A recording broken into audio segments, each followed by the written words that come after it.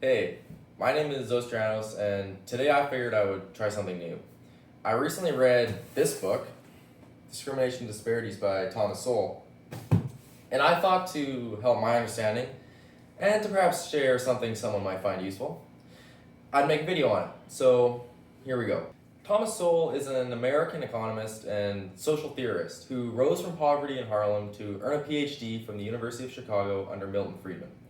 Over 6 decades, he has authored more than 40 books critiquing government policies, cultural explanations of disparities, and identity politics using empirical evidence and multivariate analysis.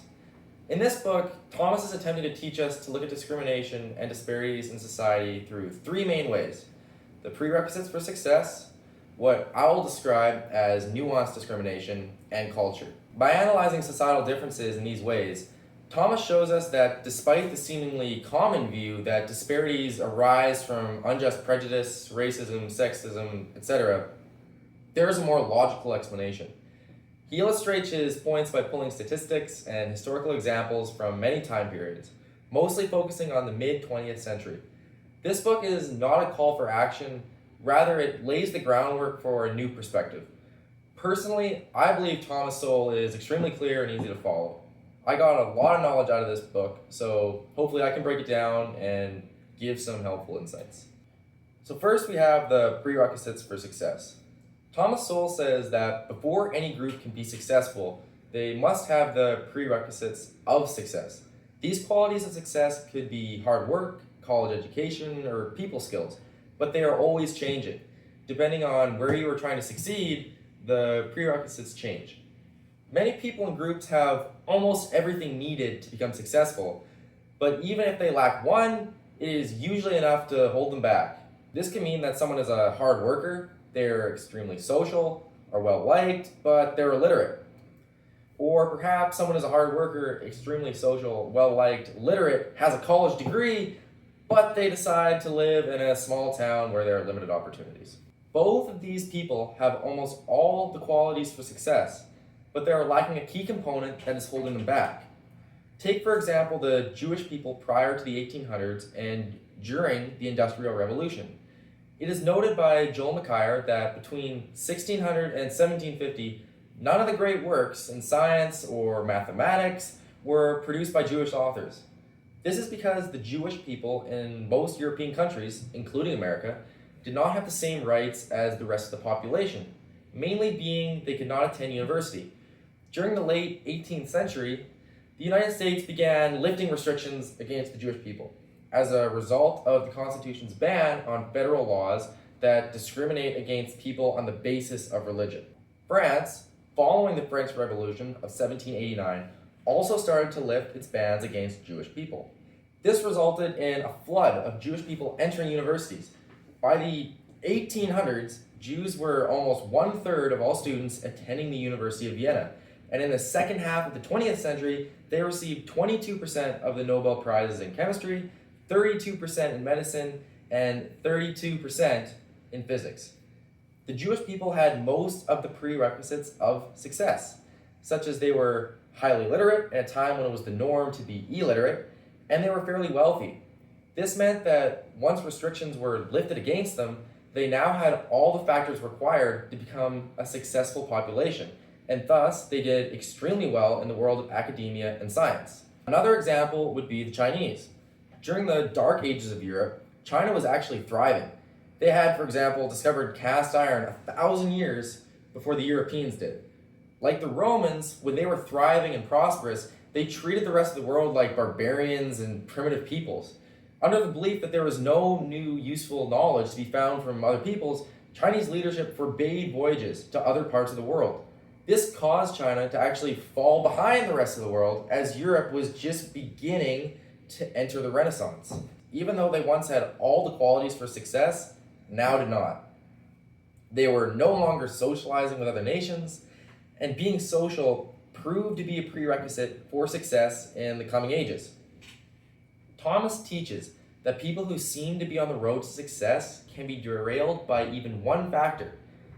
And sometimes being born in the wrong place at the wrong time is all it takes to not be successful. This is why success is so hard to come by, and maintaining lasting success is even more rare. When times change, you must change along with it. As Thomas points out, between 1992 and 2014, there were almost 4,500 different people inside of the top 400 earners in America. Of those 4,500 people, 3,200 only made it in for 1 year, and only 13% had been inside the top 200 for 2 years or more. This just goes to show how high the turnover rate of success is, and that the prerequisites are constantly changing. The next topic Thomas outlines is nuanced discrimination. Thomas wants us to view discrimination through a different lens than we are used to, primarily that some discrimination is justified. He organizes discrimination into 3 categories: 1, 1B, and 2. To most of us, it seems self-evident that arbitrary, unfair discrimination based on race or sex is unjust. This sort of unjustified biases is what he describes as Category 2. Category 1 is the sort of discrimination that is made upon an individual basis. For example, I have 2 workers who are applying for a job. Worker 1 is a chronic alcoholic and habitually shows up late to work. He was also fired from his last job for showing up intoxicated. Worker 2 always shows up on time and had an outstanding exit interview from his last job. It's pretty obvious that it would be just to have a bias for exceptional workers and to discriminate against chronic alcoholics and habitually late ones. This sort of discrimination based upon individuals is ideal, and when feasible, seems to be the morally just thing to do. That said, Thomas poses the question: what do we do when it is not feasible or time efficient to interview multiple employees? Companies need to have a way to discriminate against vast swaths of people quickly to find a suitable fit. Take, for example, we have Group X and Group Y. Group X includes 30% alcoholics, and Group Y includes 2%. In the purpose of saving time and money, an employer may choose to just toss out Group X and only choose from Group Y.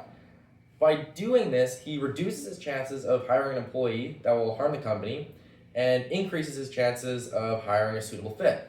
This sort of discrimination does not quite fit into either category, as it is not based purely on individual judgment, or is it for arbitrary reasons. This is what Thomas calls discrimination 1B.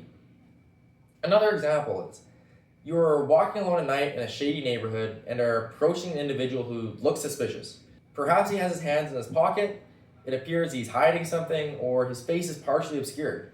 To be cautious, you decide to cross the street and walk on the other side of the road to avoid the person. This would also be an example of 1B. While you don't know if the man is dangerous or not, the downside of getting robbed, mugged, or worse is much greater than just crossing the street to be safe.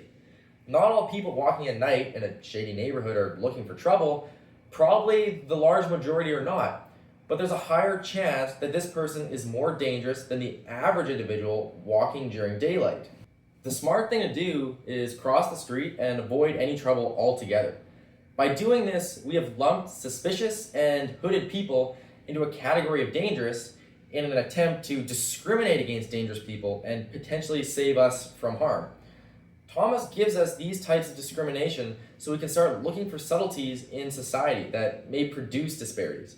If a group of individuals are more dangerous or problematic than the rest, employers may avoid hiring them, and people avoid them in general. This could be a reason for disparity. Like when walking at night, by the time you find out the shady figure is up to no good, it's too late. If you hire the wrong employee, they can do greater damage than any single employee could counteract. The risk just isn't worth the reward, and so often we choose to play it safe, and that sometimes means discriminating based on group characteristics. Thomas's last big theme is that culture is a determinant in disparities. Why do different cultures seem to dominate certain fields and areas of life? Mainly because cultures prioritize different things, and not all cultures prioritize the right prerequisites for economic success. Some cultures put an emphasis on education above all else. This seems to lead to higher test scores in school and subsequently higher earnings post-college. This is typically true of many Asian and Jewish groups. Others prioritize family and the participation in family business. This is common among many Latinos and Southern Italians, who are known for their family business and also strong heritage. The African American culture, especially, is known for their hustle and strong community ties through church. While none of these priorities are necessarily bad, they may just be the wrong concoction of priorities for economic success. Thomas is sure to emphasize that culture is shaped by many things, from geographic location to incentives placed by the government.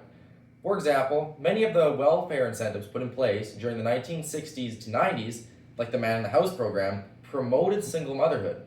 Single mothers got more benefits from the government if no man lived in the house with them. This motivated women to move out on their own because they would get paid better than if they were in a low-income marriage with their husband. African American families took advantage of the situation at higher rates than white families because they had a tighter financial situation and had more to gain. This meant that black children born out of wedlock skyrocketed from 22% to 70% by the late 1990s. It became the new normal to be unmarried, and it was the exception to become married with kids. Even though many of the incentives to become a single mother had been taken away by the 2000s, the culture had changed. 3 generations had been raised without fathers in the home, and the media, education systems, and courts normalized it. Thomas Sowell tells us that the biggest predictor for living in poverty, dropping out of school, having lower work ethic, and teen pregnancy is being raised by a single parent. African American families, because of policies put in place in the mid to late 90s, have been set up for failure economically. The culture changed because of the environment. For many generations, the Southern whites, often called rednecks, were disproportionately poorer than Northern whites. These Southern whites had immigrated from the British Isles during the 18th century, mostly from Scottish backgrounds. Back in Europe, they were a very nomadic people who had a distrust of authority, a tendency towards violence, and a negative view of education. This did not translate well to American industrial capitalism, where the prerequisite for success were things such as literacy and record keeping, trust in the institutions, and the ability to play by the rules. While they had the right formula to survive and prosper in Europe, once in a new environment, their cultural practices and norms did not fit. Today, the redneck or hillbilly culture has mostly skittered out due to the assimilation and transformation into the broader American culture, where education, long-term planning, and a general trust of the government is the way. Disparities in society often stem from culture, but it's important to recognize that cultural identities are formed from environmental circumstances and geographical location. While a culture may be successful in one environment, when it moves somewhere new, it can lack the prerequisites needed to stay successful. This results in disparities throughout different demographics, not as the result of discrimination, prejudice, or unjust bias, but because there was a missing factor needed. Every culture has to adjust and transform, like the European immigrants from the British Isles, or they may continue to stay economically stuck. As Thomas points out, no culture has a monopoly on virtue or vice, but some cultures pay off better in a modern economy. Thomas wants us to learn that discrimination and disparities are not always straightforward and are actually extremely complicated. Just to reiterate, we covered the prerequisites for success, nuanced discrimination, and culture, all as possible reasons for disparities in society. Thomas Sowell's book was extremely informative and went a lot deeper than I did. I definitely recommend giving it a read to further your understanding. Doing this video certainly helped me, so I hope it helped you. Have a good one.